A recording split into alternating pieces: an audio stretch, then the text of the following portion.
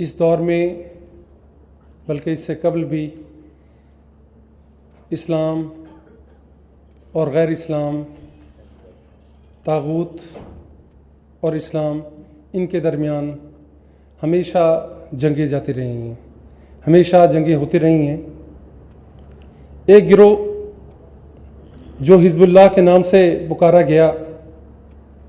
جس میں سلف صالحین شامل رہے، محدثین، ائمہ کرام اور پھر انبیاء کی تمام جماعت،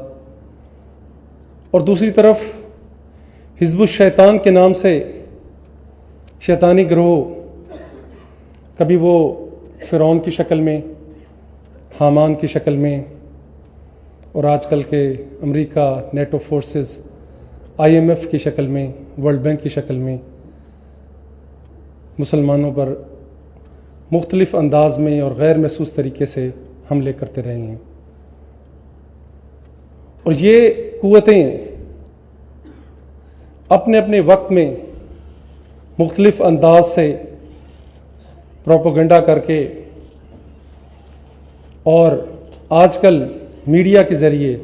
مسلمانوں کی اسلامی تہذیب کو، ان کے تمدن کو، ان کی سویلائزیشن کو نیست و نابود کرنے کے درپے رہتے ہیں۔ ہمیشہ تلوار کا مقابلہ تلوار سے ہوتا رہا۔ زبانی جب بات ہوئی تو زبان کا مقابلہ خطابت سے ہی ہو سکتا ہے۔ تو آج کے دور میں اگر میڈیا آ چکا ہے تو اس کا مقابلہ بھی ہم میڈیا کے ذریعے ہی کر سکتے ہیں۔ اس وقت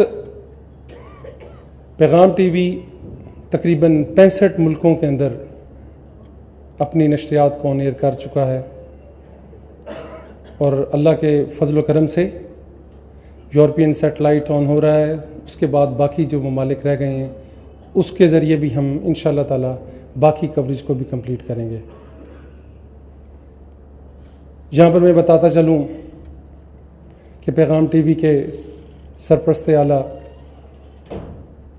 ڈاکٹر عبدالرحمن السدیس امام کعبہ ہیں، اور اب تک ہونے والی تمام تر جتنی بھی اس میں ایکسٹینشنز ہو رہی ہیں وہ ان کے حکم سے ہوتی ہیں، اور اسی طریقے سے ہم اس پیغام ٹی وی کے مختلف پروگرام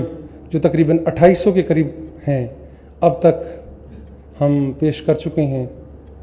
بچوں کے پروگرام ہیں، خواتین کے پروگرام ہیں، اسی طریقے سے قصص الانبیاء ہے، قرآنی پروگرام ہیں، دعاؤں کے پروگرام ہیں، احکامات اور معاملات کے حوالے سے، اور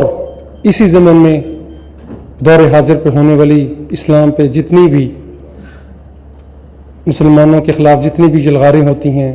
ان کو اپنے ٹاک شوز کے ذریعے کور کرنے کی کوشش کرتے ہیں۔ دعوت قرآن و حدیث مرکز جمعیت اہل حدیث پاکستان۔